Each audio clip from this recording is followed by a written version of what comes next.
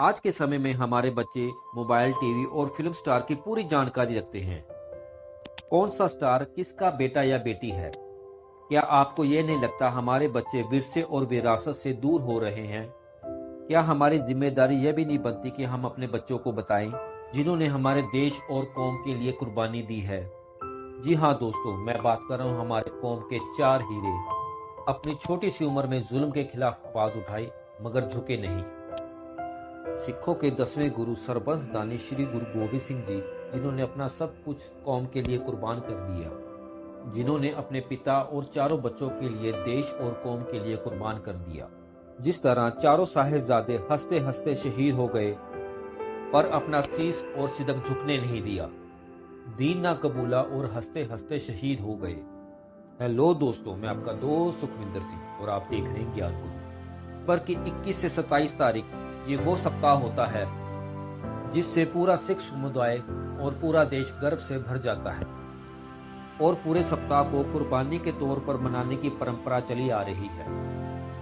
इस पूरे सप्ताह को चारों साहिबजादों की कुर्बानी के लिए समर्पित किया जाता है, जिन्होंने सिख धर्म की रक्षा के लिए खुद को कुर्बान कर दिया, बर्बर मुगलों के सामने झुके नहीं। चलिए दोस्तों, चारों साहिबजादों के बारे में बात करते हैं। श्री गुरु गोबिंद सिंह जी के 4 पुत्र थे। बड़े का नाम अजीत सिंह, दूसरे का नाम जुझार सिंह, तीसरे का नाम जोरावर सिंह और चौथे का नाम फतेह सिंह था।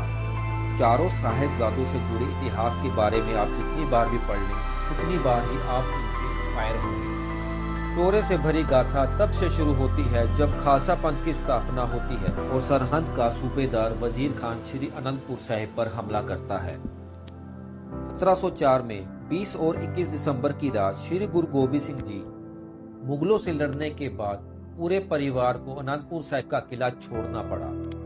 अंधेरी रात को श्री गुरु गोबिंद सिंह जी अपने पूरे परिवार के साथ सरसा नदी को पार कर रहे थे।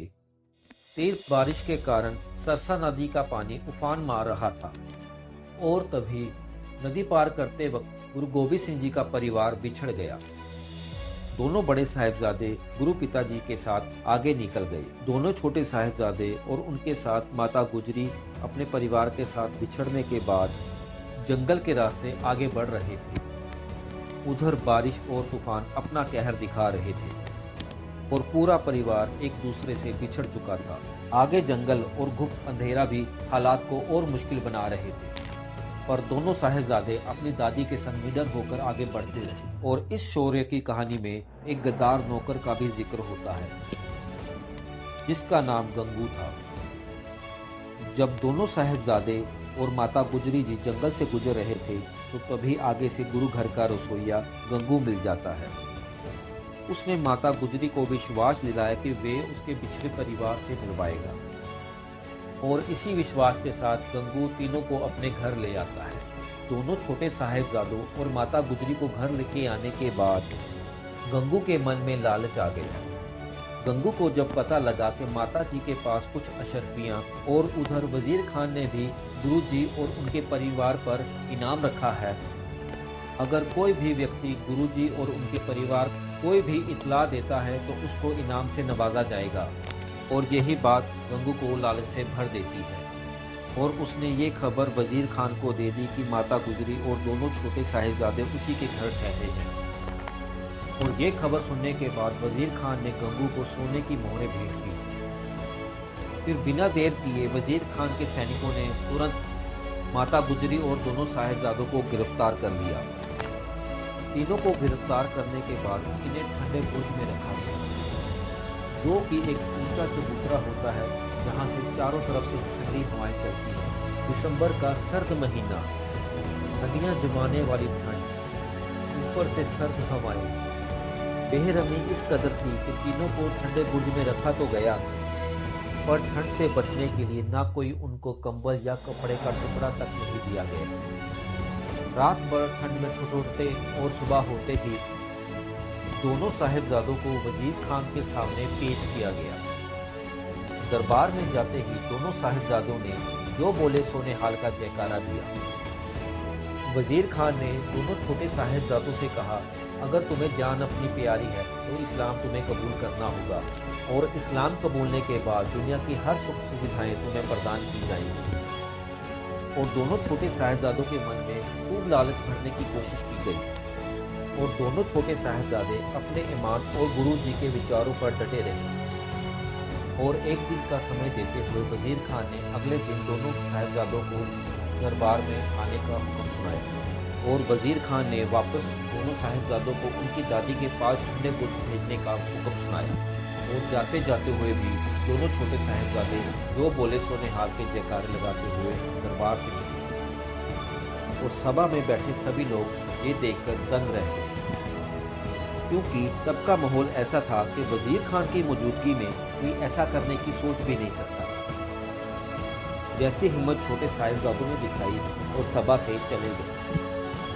अगले दिन फिर जब दोनों साहिबजादों को सभा में पेश किया गया तो भरी सभा में एक मुलाजिम ने दोनों साहिबजादों से कहा कि वे वजीर खान के सामने झुककर उन्हें सलाम करें। इस पर जो जवाब छोटे साहिबजादों ने दिया वो किसी की हिम्मत को भी 100 गुना बढ़ा सकता है।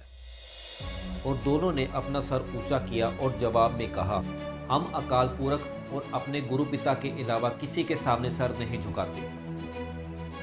ऐसा कर हम अपनी कुर्बानी को जाया नहीं कर सकते। हमें अपना सर कटवाना मंजूर है पर सर झुकाना मंजूर नहीं। अगर हमने सर अपना किसी के सामने झुकाया तो अपने दादाजी को क्या जवाब देंगे। और हमारे दादाजी ने भी देश और कौम के लिए सिर कटवा लिया पर सिर झुकाया नहीं। इतना लालच देने के बाद भी अब वजीर खान बच्चों को डराने और धमकियों देने पर उतर आया, पर दोनों साहिबजादे अपनी बात पर टस से मस नहीं हुए। अब वजीर खान दूसरे हथकंडे अपनाने लगा। किसी तरह दोनों साहिबजादे इस्लाम कबूल कर लें और 3 दिन तक ऐसा ही चलता रहा। जब वजीर खान के पक्ष में बात नहीं बन पाई तो उसने क्रूरता का रास्ता इख्तियार कर लिया और फिर जो हुआ वो दिल दहलाने वाला था।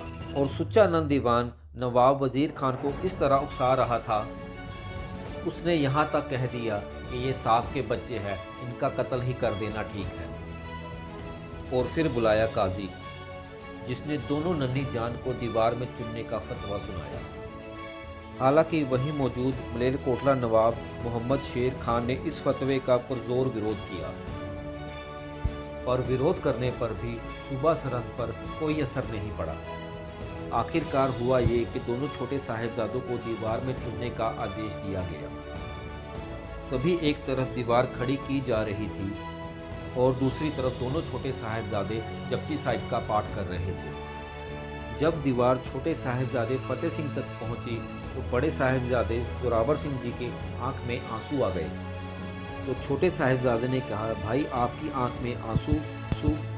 तो बड़े भाई ने कहा, नहीं छोटे, मैं तो ये सोच रहा हूँ, तुमसे पहले इस दुनिया में मैं आया, पर मुझसे पहले इस दुनिया से तुम जा रहे हो। तब जोरावर सिंह जी की उम्र 7 साल और फतेह सिंह जी की उम्र 5 साल थी। इतनी छोटी सी उम्र में दोनों साहिबजादों की सोच कितनी ऊंची थी। आखिरकार दीवार को पूरी तरह चुन दिया गया तो भीतर से भी जयकारों की आवाज़ साफ साफ सुनी जा रही थी। और कुछ देर बाद वजीर खान को तस्लीम ना होने के कारण दीवार को दोबारा तोड़वाया और बच्चों को बाहर निकाला। तब साहिबजादों की सांसें चल रही थी। फिर जबरन इनको शहीद किया गया। उधर साहिबजादों की शहीदी के बारे सुनते ही माता गुजरी ने गर्व किया और अकाल पुरख को प्रणाम किया। और तभी माता गुजरी ने भी अपने प्राण त्याग दिए।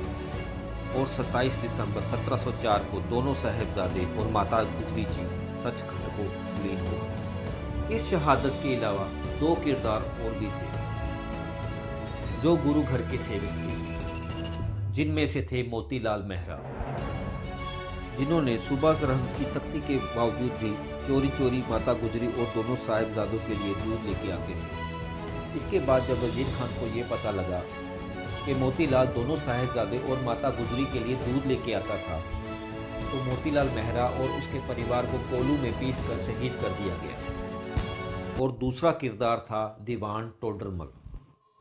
जब ये बात दीवान टोडरमल को पता चली कि दोनों साहिबजादे शहीद कर दिए गए हैं, तो दोनों साहिबजादे और माता गुजरी के अंतिम संस्कार के लिए कोई सामने नहीं आया। तो दीवान टोडरमल ने अंतिम संस्कार के लिए वजीर खान से अनुमति मांगी और वजीर खान ने आगे शर्त रखी, अगर टोडरमल को संस्कार के लिए ज़मीन चाहिए तो उतने ही ज़मीन पर सोने की मोहरें बिछाकर ज़मीन ले सकता है। पर वजीर खान के मन में शैतान बस रहा था। उसने कहा, मोहरें बिछाकर नहीं, मोहरें खड़ी कर कर रखनी होगी। और दीवान टोडरमल ने अपना सब कुछ बेचकर माता गुजरी और दोनों साहिबजादों का अंतिम संस्कार किया। और आज भी मोतीलाल मेहरा और दीवान टोडरमल का नाम बड़े अदब और सत्कार से लिया जाता है। और दूसरी तरफ दोनों बड़े साहिबजादे अजीत सिंह और जुझार सिंह चमकौर के युद्ध में शहीद हो जाते हैं। दोस्तों, हमारा सिख इतिहास कुर्बानियों और शहादतों से भरा हुआ है। हमें अपने बच्चों को अपने गुरुओं का इतिहास और कुर्बानियाँ ज़रूर बतानी चाहिए और इनकी कुर्बानियाँ हमें कभी नहीं भूलनी चाहिए। अगर आपको मेरा ये वीडियो अच्छा लगा तो वाहेगुरु लिखकर ज़रूर कमेंट कीजिए और ज़्यादा से ज़्यादा मेरी इस वीडियो को शेयर कीजिए और इस वीडियो को ज़्यादा से ज़्यादा शेयर कीजिए ताकि लोगों को पता लगे कि हमारा सिख इतिहास कितना बड़ा है। Thank you.